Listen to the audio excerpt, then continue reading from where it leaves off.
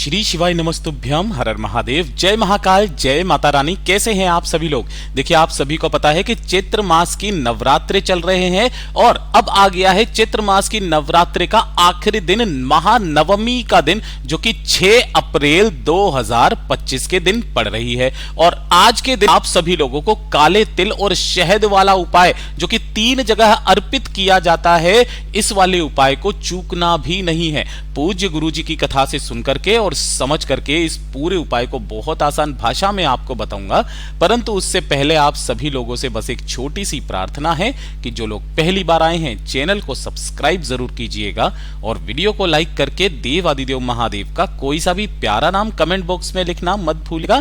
साथ ही साथ माता रानी की जय जरूर लिखिएगा। इस पूरे वीडियो में हम 3 महा उपायों के बारे में बात करेंगे, जो कि आपकी अलग अलग कामना पूर्ति के लिए सिद्ध होंगे, तो ध्यान से सुनना है और समझने की कोशिश करना है। सबसे पहले बात करते हैं पहले वाले उपाय की।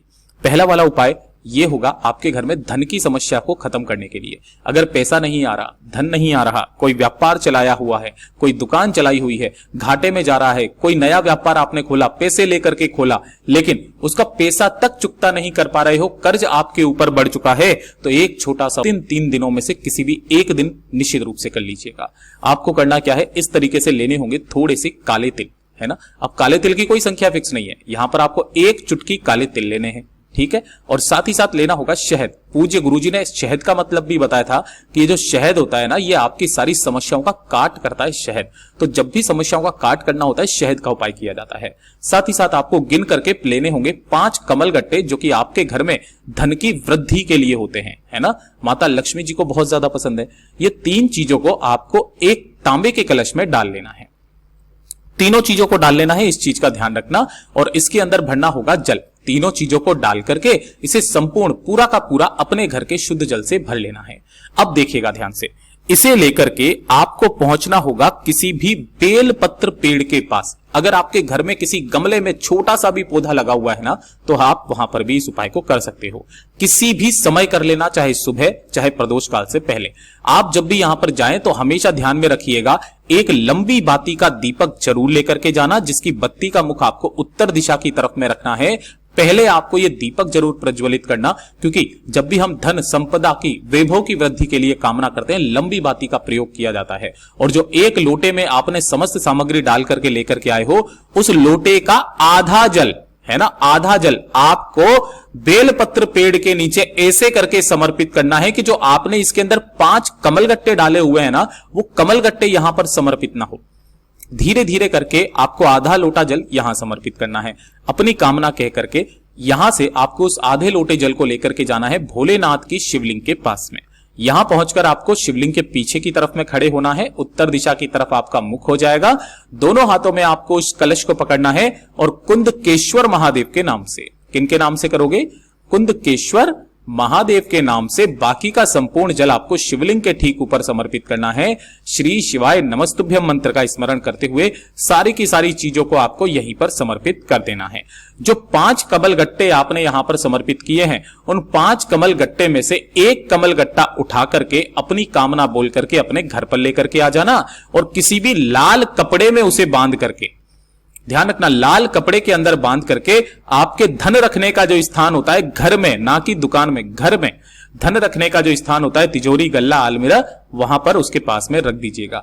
धीरे धीरे करके आपके घर में धन की आवक होना स्टार्ट हो जाएगी। महाराज पूज्य गुरु जी का बहुत अद्भुत और अचूक उपाय है, जरूर कीजिएगा। और जो दूसरे नंबर का उपाय मैंने आप सभी लोगों के लिए बताया था, उन व्यक्तियों के लिए कि अगर आपके परिवार में कोई भी व्यक्ति ऐसा है जो कि बहुत ज्यादा सोचता है, हमेशा कुछ ना कुछ सोचता रहता है, चिंतन की मुद्रा में रहता है ना, कि उसे जीवन में करना क्या है, क्या नहीं करना है, उसके जीवन का कोई उद्देश्य नहीं है, वो बस ऐसे ही घूमता फिरता रहता है। उसके काम करने की बोलो तो उसको कोई मतलब नहीं है, काम कैसे क्या करना है, हमेशा चिड़चिड़े स्वभाव का रहता है, बहुत ज्यादा चिड़चिड़ प्रवृत्ति का। अगर आपके परिवार में भी कोई व्यक्ति इस तरीके का है, सही रास्ते पर लाने के लिए इस वाले उपाय को करना बिल्कुल भी मत भूलिएगा।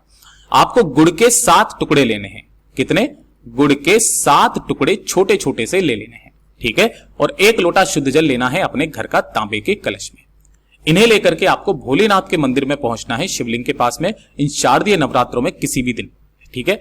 उत्तर दिशा, नॉर्थ डायरेक्शन की तरफ में मुख करके खड़े हो जाना। यहां पर आपको सबसे पहले 1 लोटा शुद्ध जल भोलेनाथ की शिवलिंग पर समर्पित करना है। श्री शिवाय नमस्तुभ्यम मंत्र का स्मरण करते हुए अवधूतेश्वर महादेव के नाम से, और उस परिवार का कोई भी व्यक्ति उस व्यक्ति के निमित्त कर सकता है, माता, बहन, बेटी, पत्नी, कोई भी कर सकता है।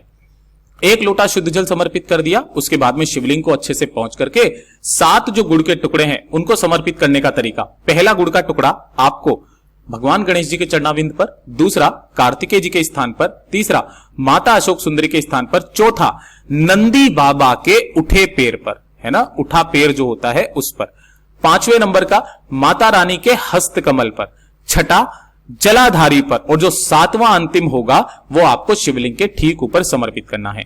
ये 7 टुकड़े इन 7 जगह पर इसी क्रम में आपको समर्पित कर देना है।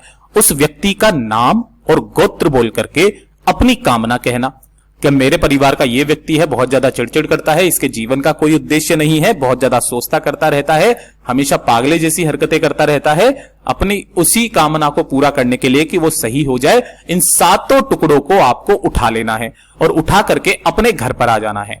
अगले जो 7 दिन होंगे प्रतिदिन उसको कैसे भी करके किसी भी समय पर 1-1 टुकड़ा डेली खिलाते रहना है, लगातार 7 दिन तक।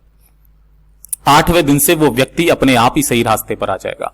पूज्य गुरु जी का इतना अद्भुत और अचूक उपाय है, जरूर कीजिएगा। और अब बात करते हैं आज के इस वीडियो का सबसे आखिरी और सबसे अंतिम उपाय, तीसरा उपाय, जो कि आपकी बड़ी से बड़ी इच्छा, बड़ी से बड़ी कामना पूर्ति के लिए है। सोमवार, अष्टमी कर ली, पशुपतिनाथ व्रत कर लिया, प्रदोष कर लिया, सब कुछ करके देख लिया, एक बार इस वाले उपाय को आप सभी लोग उस दिन निश्चित रूप से कर लीजिएगा। आपको करना क्या है, इस तरीके से लेना होगा मात्र 1 बेलपत्र जो कहीं से भी खंडित कटा फिटा ना हो। थोड़ा सा लेना होगा आपको लाल चंदन। देखिए, कोशिश करना कि आपको इस तरीके से लकड़ी मिल जाए ना, तो हमेशा इस तरीके की लकड़ी हमेशा काम में लिया कीजिए। लाल चंदन की आपको लकड़ी ले लेनी है और 1 लोटा शुद्ध जल लेना है अपने घर का तांबे के कलश में। बस ये 3 चीजें आपको लेनी है और इन्हें लेकर के पहुंच जाना भोलेनाथ के मंदिर में शिवलिंग के पास। यहां पहुंचकर आपको शिवलिंग के पीछे की तरफ में खड़े होना है, जिससे आपका मुख उत्तर दिशा की तरफ में हो जाए।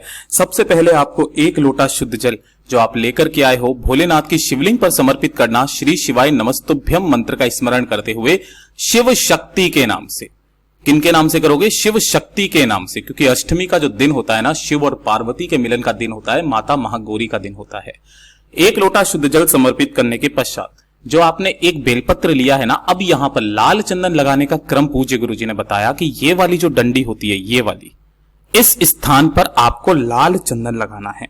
कौन से स्थान पर लगाना है? ये वाली जो डंडी है ना, केवल इस स्थान पर आपको लाल चंदन लगाना है और इसी स्थान से पकड़ करके जो शिवलिंग पर कटी भाग होता है, ये वाला, इस कटी भाग से स्पर्श कराकर उस बेल पत्र को अपनी कामना कह करके ऐसा का ऐसा ही उठा करके शिवलिंग पर ऐसे समर्पित कर देना कि बीच वाली पत्ती आपकी तरफ रहे, डंडी जलाधारी के तरफ में रहे। अपने दाहिने हाथ को इसी बेलपत्र के ऊपर रखकर अपनी कामना कह करके वापस घर की तरफ चले आ जाना। पूज्य गुरुजी ने कहा, ऐसी कोई मनोकामना नहीं जो आपकी कामना पूरी ना हो। पूज्य गुरुजी के सभी उपाय बहुत ही ज्यादा खास और अद्भुत है, जरूर कीजिएगा। वीडियो पसंद आए तो लाइक जरूर करना, चैनल को सब्सक्राइब जरूर कीजिएगा। मैं आपसे मिलता हूं अगले वीडियो में, तब तक के लिए ओम नमः शिवाय, हर हर महादेव, जय महाकाल।